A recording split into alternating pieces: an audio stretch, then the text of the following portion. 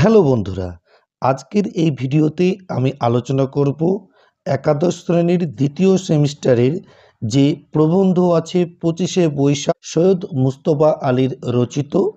সেখান থেকে 2 mark, 3 mark এবং 5 নম্বরের প্রশ্ন উত্তরও থাকবে।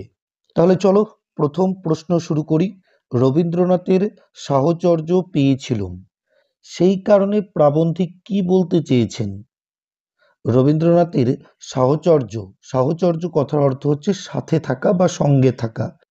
রবীন্দ্রনাথের সাহচর্য পেয়েছিলেন বলেই প্রাবন্ধিক সৈয়দ মুজতবা আলী প্রথাগত মূল্যায়নের বাইরে গিয়ে তাকে ব্যক্তিগতভাবে দেখতে চেয়েছিলেন। সেই কারণে সুশীল পাঠক এবং সহৃদয় পাঠিকাদের কাছে তিনি ক্ষমাও চেয়ে নিয়েছেন। পরের প্রশ্ন 2 নম্বর। প্রথাগত মূল্যায়নে সাহিত্য সৃষ্টিতে রবীন্দ্রনাথের যেসব গুণের দিকে ইঙ্গিত করা হয় তা উল্লেখ করো।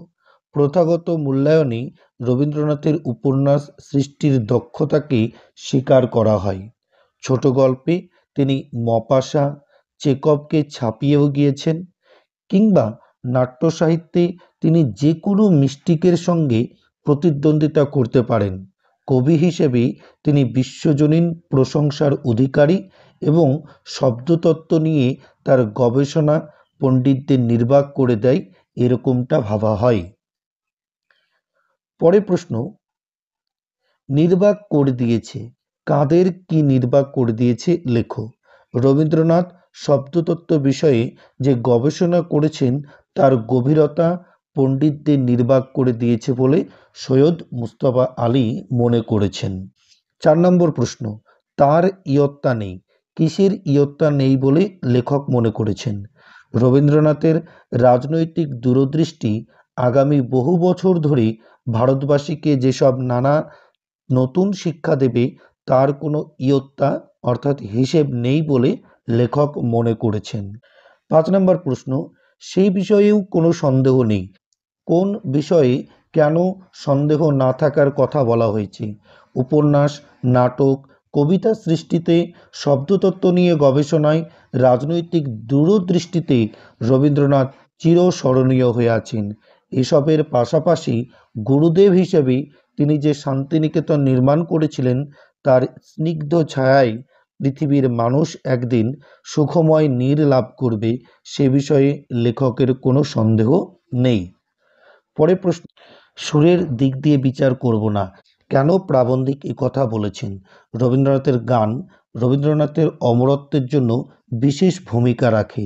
প্রাবন্ধিক কথা মনে করলেও তিনি সুরের দিক থেকে সেই গানের বিচার করতে চাননি, কারণ তার মনে হয়েছে যে শান্তিদেব ঘোষ তার রবীন্দ্রসঙ্গীতে এমন কোনো জিনিস বাদ দেননি যা নিয়ে আলোচনা করা যেতে পারে। 7 নম্বর প্রশ্ন, সে হচ্ছে গীতিরস, কোন প্রসঙ্গে প্রাবন্ধিক কথা বলেছেন? প্রাবন্ধিক সৈয়দ মুজতবা আলী বারবার কবিতা বা গানের দ্বারস্থ হয়েছেন যে প্রত্যাশা নিয়ে, তা হচ্ছে রসের আস্বাদন। রস বলতে তিনি গীতিরসকেই বুঝিয়েছেন, সাহিত্যের অন্য রসে তার কোনো আগ্রহ ছিল না। 8 নম্বর প্রশ্ন, এই জীবন ধন্য মেনেছি, কখন প্রাবন্ধিকের এই উপলব্ধি হয়েছিল? সেলি, কিটস, গ্যাটে, হাইনে, হাফিজ আত্তার, কালিদাস, জয়দেব, গালিব, জোক এদের গান কিংবা কবিতার রসাস্বাদন করতে গিয়ে প্রাবন্ধিক সৈয়দ মুজতবা আলী নিজের জীবনকে ধন্য মনে করেছেন। 9 নম্বর প্রশ্ন, তখন সর্বপ্রকারের বিশ্লেষণ ক্ষমতা সম্পূর্ণ লোপ পায়, কোন প্রসঙ্গে লেখক কথা বলেছেন? রবীন্দ্রনাথের গানের আবেদন লেখকের কাছে অখণ্ড এবং সম্পূর্ণ, সেই অখণ্ড রূপ লেখকের সমস্ত হৃদয় মনকে অধিকার করে দেয়, আর তার ফলে তার সমস্ত রকম বিশ্লেষণ ক্ষমতা সম্পূর্ণ লোপ পায়। আমি রবীন্দ্রসঙ্গীত জাতীয় কিঞ্চিত রস পেয়েছি, কোন প্রসঙ্গে লেখক কথা বলেছেন নিজের ভাষায় লেখো।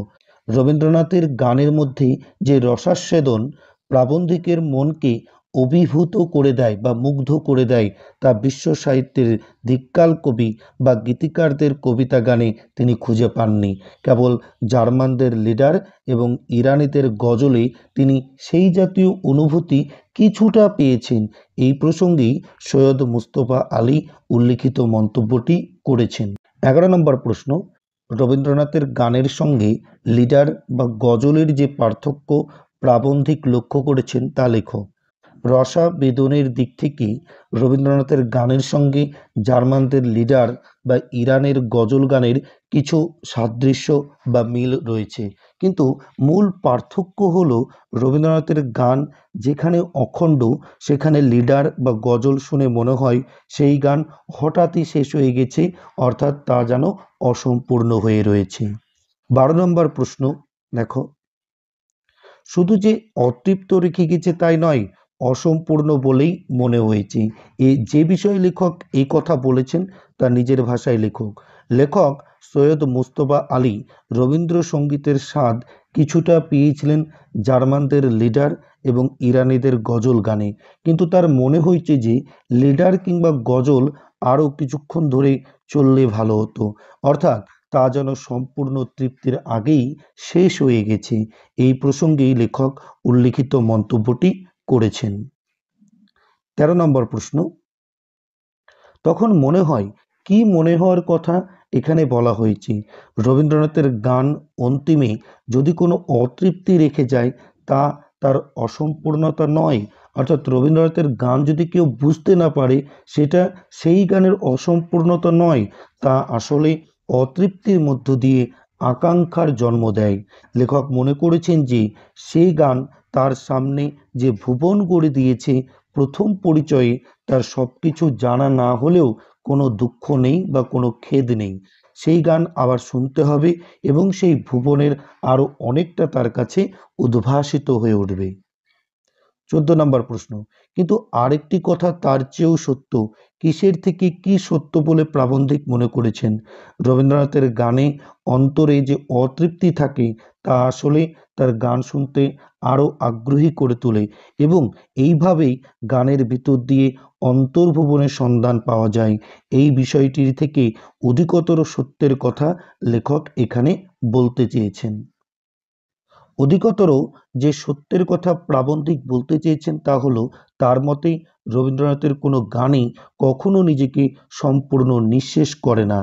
15 নম্বর প্রশ্ন দেখো, নটরাজের প্রত্যেকটি অঙ্গভঙ্গির মতো রবীন্দ্রনাথের গানের প্রত্যেকটি শব্দ, এ কথা বলার কারণ কি? নটরাজের মূর্তি দেখে মনে হয় যে অন্য কোনো অঙ্গভঙ্গিতে নটরাজের নৃত্য রূপায়িত হতে পারতো না, ঠিক সেই রকমই রবীন্দ্রনাথের গান শোনার পরে মনে হয় যে সেই গান অন্য কোনো রূপ নিতে পারতো না, তার প্রতিটা শব্দ এতটাই সুনির্বাচিত এবং ভাব ও অর্থপূর্ণ, এই কারণেই লেখক মন্তব্যটি করেছেন। 16 নম্বর প্রশ্ন, তার নৃত্য বন্ধ হয়ে গেল, প্রাবন্ধিকের মন্তব্য ব্যাখ্যা করো। নটরাজের নৃত্যের ভঙ্গি সুনির্দিষ্ট, ঠিক সেই রকমভাবেই রবীন্দ্রসঙ্গীত প্রত্যেকটি শব্দের নিজস্ব মাধুর্য রয়েছে। কেউ যদি সেই শব্দ সম্মান বজায় না রাখতে পারেন তাহলে যেন মনে হয় নটরাজের প্রতিটা অঙ্গ আড়ষ্ট হয়ে গিয়ে তার নৃত্য যেন বন্ধ হয়ে গিয়েছে। 17 নম্বর প্রশ্ন, তখন এই মৃত্তিকায় স্বর্গের চেয়ে অধিকতর মধুময় হয়ে ওঠে। মন্তব্যটি ব্যাখ্যা করো। রবীন্দ্রনাথের গান স্বর্গ থেকে মর্তে অনায়াসে যাতায়াত করে। মৃত্তিকার বন্ধন থেকে রবীন্দ্রনাথ বহুবার আমাদের নিয়ে গিয়েছেন নীলাম্বরের মর্মবাঝে। আবার যখন রবীন্দ্রনাথ গানের মাধ্যমে এই পৃথিবীতে ফিরিয়ে নিয়ে আসেন এই মর্তে, তখন এই মৃত্তিকাকে স্বর্গের থেকেও অধিকতর সুন্দর লাগে। এবার আমরা 3 মার্কের প্রশ্নগুলো নিয়ে আলোচনা করব। প্রথম প্রশ্ন দেখো, তাই যদি তাকে ব্যক্তিগতভাবে দেখি, প্রাবন্ধিক কার সম্পর্কে কথা বলেছেন? ব্যক্তিগতভাবে দেখা বলতে তিনি কি বুঝিয়েছেন? প্রাবন্ধিক সৈয়দ মুস্তফা আলী রবীন্দ্রনাথ সম্পর্কে উল্লিখিত মন্তব্যটি করেছেন।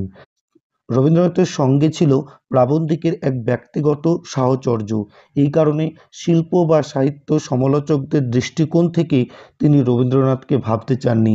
উপন্যাসে, নাটকে, ছোট গল্পে, কবিতায়, কথায়, সামগ্রিক সাহিত্য সৃষ্টিতে রবীন্দ্রনাথের যে দক্ষতা, শব্দতত্ত্ব নিয়ে তার যে গবেষণা কিংবা রাজনৈতিক দূরদৃষ্টি অথবা শান্তিনিকেতন নির্মাণে তার যে বিকল্প ভাবনা, সবই সমালোচক কিংবা বিশেষজ্ঞদের আলোচনার বিষয় হয়েছে বারে বারে। কিন্তু সৈয়দ মুজতবা আলী রবীন্দ্রনাথকে ধরতে চেয়েছেন ব্যক্তিগত অনুভবে, বিশেষত তার গানের মধ্য দিয়ে। তিনি উপলব্ধির নিবিড়তায়, নিজস্ব অনুভবে রবীন্দ্রনাথকে দেখেন বলেই সেখানে তার ব্যক্তিগত ভাব গুরুত্বপূর্ণ হয়ে উঠেছে। 2 নম্বর প্রশ্ন, অপরাধ নেবেন না, কোন বিষয়ে লেখক এই কথা বলেছেন আলোচনা করো। যেহেতু লেখক সৈয়দ মুজতবা আলী রবীন্দ্রনাথের সাহচর্য পেয়েছিলেন, তাই রবীন্দ্রনাথকে তিনি প্রথাগতভাবে কবি ও ঔপন্যাসিক, নাট্যকার পরিচয় বা তার রাজনৈতিক দৃষ্টিভঙ্গি ও সামাজিক কাজকর্মের বিশ্লেষণ যেতে চাননি। রবীন্দ্রনাথকে তিনি বিশ্লেষণ করতে চেয়েছেন তার ব্যক্তিগত অনুভবে, এবং সেই জন্যই সুশীল পাঠক বা সহৃদয় পাঠিকারা যেন অপরাধ না দেন সেই অনুরোধ করেছেন লেখক। 3 নম্বর প্রশ্ন, আমার কিন্তু ব্যক্তিগত বিশ্বাস, লেখক কোন প্রসঙ্গে কি ব্যক্তিগত বিশ্বাসের কথা বলেছেন। রবীন্দ্রনাথের মূল্যায়ন সাধারণভাবে হয় তার উপন্যাস, ছোট গল্প, নাটক, কবিতা অর্থাৎ সাহিত্য সৃষ্টি নিয়ে। তা নিয়ে তার গবেষণা পণ্ডিতদের মাপ করে দেয়। তার রাজনৈতিক দূরদৃষ্টি কিংবা সমাজ সংগঠন, শিক্ষার বিকল্প ভাবনা এসবও আলোচনার বিষয় হতে পারে। প্রথাগত এই রবীন্দ্র মূল্যায়ন প্রসঙ্গেই প্রাবন্ধিক নিজের বিশ্বাসের কথা জানিয়েছেন। প্রাবন্ধিকের ব্যক্তিগত বিশ্বাস হল রবীন্দ্রনাথ এই সমস্ত প্রথাগত আলোচনার বাইরে আসলে অমর হয়ে থাকবেন তার গানের জন্য। 4 নম্বর প্রশ্ন, কতগুলো অপূর্ব গুণের সমন্বয় হলে পর এরকম গান সৃষ্টি হতে পারে, মন্তব্যটি বিশ্লেষণ করো। লেখক সৈয়দ মুজতবা আলীর কথা মতো তিনি সাহিত্যে সবসময় যার সন্ধান করেছেন তা হলো গীতিরস। শেলি, কিটস থেকে কালিদাস, জয়দেব কিংবা গালিবো সর্বত্রই এই রসাস্বাদনই ছিল তার একমাত্র লক্ষ্য। কিন্তু রবীন্দ্রনাথের গানে তিনি এমন এক অখণ্ড রূপের সন্ধান পেয়েছিলেন যা হৃদয় এবং মনকে অভিভূত করে রাখে, মুগ্ধ করে রাখে, এমনকি তার কোনো বিশ্লেষণ করার ইচ্ছাও জাগে না। এই মুগ্ধতা থেকেই লেখক উল্লিখিত মন্তব্যটি করেছেন। 5 নম্বর প্রশ্ন, এই জীবন ধন্য মেনেছি কিন্তু সঙ্গে সঙ্গে বারবার বলেছি। কখন প্রাবন্ধিক ধন্য হয়েছেন এবং তিনি কি বলেছেন। প্রাবন্ধিক সৈয়দ মুজতবা আলী কবিতা বা গানের কাছে চিরজীবন দ্বারস্থ হয়েছেন রসের সন্ধানে। সেই রস হচ্ছে গীতিরস। শেলি, কিটস, গেটে, হাইনে, হাফিজ আত্মার, কালিদাস, জয়দেব, গালিব, যোগ এদের গান কিংবা কবিতার রসাস্বাদন করতে গিয়ে তিনি নিজের জীবনকে ধন্য মনে করেছেন। রসাস্বাদনে ধন্য হলেও বারবার প্রাবন্ধিকের মনে হয়েছে এমনটি আর পড়িল না চোখে আমার যেমন আছে। অর্থাৎ তার নিজের যে সম্পদ আছে সেই সম্পদ তিনি আর কোথাও খুঁজে পাননি। সেই সম্পদের নামও হচ্ছে রবীন্দ্রনাথ ঠাকুর। 6 নম্বর প্রশ্ন, তার কারণ বিশ্লেষণ করতে গিয়ে বারবার হার মেনেছি। কারণ এবং এই হার মানা বলতে প্রাবন্ধিক কি বুঝিয়েছেন। শেলি, কিটস, গ্যাটে, হাইনে, হাফিজ আত্মার, কালিদাস, জয়দেব, গালিব, যোগ এদের গান কিংবা কবিতার রসাস্বাদন করতে গিয়ে প্রাবন্ধিক নিজের জীবনকে ধন্য বলে মনে করলেও কোথাও একটা যেন অতৃপ্তি মনের মধ্যে থেকে গিয়েছে, এবং নিজের মনেই তিনি বারবার বলেছেন এমনটি আর পড়িল না চোখে আমার যেমন আছে। এরই কারণ তিনি বিশ্লেষণ করতে চেয়েছেন। প্রাবন্ধিক উপলব্ধি করেছেন যে এর কারণ হলেন রবীন্দ্রনাথ। রবীন্দ্রনাথের গান এমন এক অখণ্ড রূপ নিয়ে হৃদয় ও মনকে অভিভূত করে দেয় যে সমস্ত রকমের বিশ্লেষণ ক্ষমতা তখন সম্পূর্ণ লোপ পায়। 7 নম্বর প্রশ্ন, তুলনা করে ঈষৎ বিশ্লেষণ করা যায়। কোন তুলনার কথা বলা হয়েছে মন্তব্যটি বিশ্লেষণ করো। উল্লেখিত অংশে জার্মানদের লিডার কিংবা ইরানিদের গজল গানের সঙ্গে রবীন্দ্রসঙ্গীতের তুলনার কথা বলা হয়েছে। শেলি, কিটস, গ্যাটে, হাইনে, হাফিজ আত্মার, কালিদাস, জয়দেব, গালিবে সৈয়দ মুজতবা আলী মুগ্ধ হলেও কোথাও একটা যেন অতৃপ্তি তার মধ্যে ছিল। রবীন্দ্রনাথের গানে তিনি পেয়েছিলেন সেই অখণ্ড রূপ, যা তার মনকে অভিভূত করে দিয়েছিল। লেখক বলেছেন যে জার্মানদের লিডার কিংবা ইরানিদের গজল গানই একমাত্র রবীন্দ্রসঙ্গীতের মতো রস তিনি কিঞ্চিৎ পরিমাণে পেয়েছেন, তাই তাদের মধ্যে কিছুটা হলেও তুলনা করা যায়। ৮ নম্বর প্রশ্ন, তখন ধরা পড়ে। কখন কি ধরা পড়েছিল? সৈয়দ মুজতবা আলী রবীন্দ্রনাথের গানের সঙ্গে জার্মানদের লিডার এবং ইরানিদের গজল গানের তুলনা করেছেন। রবীন্দ্রনাথের গানে তিনি খুঁজে পেয়েছিলেন এক অখণ্ড সম্পূর্ণ রূপ, কিন্তু রসাবেদনে মিল থাকলেও লিডার এবং গজল শুনে তার মনে হয়েছে যে এই গান যদি আরও বহু সময় ধরে চলতো তাহলে আরও ভালো লাগতো। অর্থাৎ সেগুলি আমাদের মনকে শুধু অতৃপ্ত রেখে গেছে তাই নয়, সেগুলোকে অসম্পূর্ণ বলে মনে হয়েছে। রবীন্দ্রনাথের গান কখনো এরকম অসম্পূর্ণ রূপে আমাদের সামনে দাঁড়ায়নি বলে প্রাবন্ধিক মনে করেছেন। ৯ নম্বর প্রশ্ন, তবে তার কারণ তার অসম্পূর্ণতা নয়, কিসের কারণের কথা বলা হয়েছে? কারণটি কী ছিল? রবীন্দ্রনাথের গান প্রাবন্ধিকের মতে কখনোই অসম্পূর্ণ রূপে তার সামনে দাঁড়ায়নি, তবে কখনো কখনো সেই গান তাকে অতৃপ্ত রেখে যেতেও পারে। তার কারণের কথাই এখানে বলা হয়েছে। এই অতৃপ্ত রেখে যাওয়ার কারণ হলো অতিশয় উচ্চাঙ্গের যত রসসৃষ্টি আছে সবই ব্যঞ্জনা এবং ধ্বনি প্রধান। তার ধর্মই হলো অতৃপ্ততা। এইভাবেই অতৃপ্তি দিয়ে হৃদয় মনকে ভরে দেওয়ার ফলে সৌন্দর্য এবং রস স্বরূপের সাক্ষাৎ পাওয়ার জন্য মনের মধ্যে আকুলতা তৈরি হয়। সেই কারণে গান শোনার আগ্রহ আবার মনের মধ্যে তৈরি হয়। পরের প্রশ্ন পড়ব আমরা, ৫ নম্বরের প্রশ্ন। কোশ্চেন নাম্বার ১, একদিন সেই ভুবন আমার নিতান্ত আপন হয়ে উঠবে। কোন ভুবনের কথা বলা হয়েছে? কিভাবে তা লেখকের আপন হয়ে উঠবে? রবীন্দ্রনাথের গানের মধ্য দিয়ে লেখক যে ভুবনের সন্ধান পান, এখানে তার কথাই বলা হয়েছে। রবীন্দ্রনাথের গান কখনোই অসম্পূর্ণ নয়, কিন্তু তা কখনো কখনো অতৃপ্তি রেখে যায়, কারণ এই অতৃপ্তি কবিতা বা গানের রস সার্থকতা ও ব্যঞ্জনার স্বাভাবিক ধর্ম। শ্রোতা হিসাবে প্রাবন্ধিকের মনে হয়েছে যে প্রথম পরিচয়ে গান অন্তর্ভুবনের সবটুকু সন্ধান দিতে না পারলেও আবার যে শোনার আগ্রহ তৈরি হয় তা ওই ভুবনকে আবার উদ্ভাসিত করে তুলবে এবং একদিন তা শ্রোতার নিতান্তই আপন হয়ে উঠবে। ২ নম্বর প্রশ্ন, গান যখন সাঙ্গ হয়, গান কিভাবে সাঙ্গ হয়? লেখক তখন কি উপলব্ধি করেন? সৈয়দ মুজতবা আলীর মতে শব্দচয়ন, সেই শব্দগুলো বিশেষ স্থানে সংস্থাপন করা এবং হৃদয় ও মনকে অভাবিত, কল্পনাতীত নতুন শব্দের ভিতর দিয়ে উন্মুখ রেখে এক ভাব, অর্থ ও মাধুর্যপূর্ণ পরিসমাপ্তিতে পৌঁছে দিয়ে গান সাঙ্গ হয়। গান যখন শেষ হয় লেখক প্রতিবারই উপলব্ধি করেন যে সেই গান আর অন্য কোনো রূপ নিতে পারত না। ৩ নম্বর প্রশ্ন, এই গান আর অন্য কোনো রূপ নিতে পারত না। কখন প্রাবন্ধিকের এই উপলব্ধি হয়েছে আর নিজের ধারণাটিকে তিনি কিভাবে ব্যাখ্যা করেছেন? রবীন্দ্রনাথের গান যখন শেষ হয় প্রাবন্ধিকের মনে হয় যে সেই গান আর অন্য কোনো রূপ নিতে পারত না। নিজের ধারণার ব্যাখ্যায় লেখক বলেছেন যে নটরাজের মূর্তি দেখে মনে হয় অন্য কোনো অঙ্গভঙ্গি দিয়ে চোখের সামনে নটরাজের সেই নৃত্যকে রূপায়িত করা সম্ভব নয়। সেই প্রত্যেকটি অঙ্গভঙ্গির মতোই হলো রবীন্দ্রনাথের গানের প্রত্যেকটি শব্দ। সেগুলির উপযুক্ত চয়ন ও সংস্থাপন না হলে রবীন্দ্রনাথের গান তার তাৎপর্য হারাবে। ৪ নম্বর প্রশ্ন, লক্ষ্য করেছেন নিশ্চয়ই। কি লক্ষ্য করার কথা বলা হয়েছে? এই বিষয়ে লেখকের অভিমত কি? চমৎকার সুর, তাল, জ্ঞান, কণ্ঠ থাকা সত্ত্বেও কোনো কোনো গায়কের গাওয়া রবীন্দ্রনাথের গান যথেষ্ট আবেদন রাখতে পারে না, এই বিষয়টার দিকেই প্রাবন্ধিক লক্ষ্য করতে বলেছেন।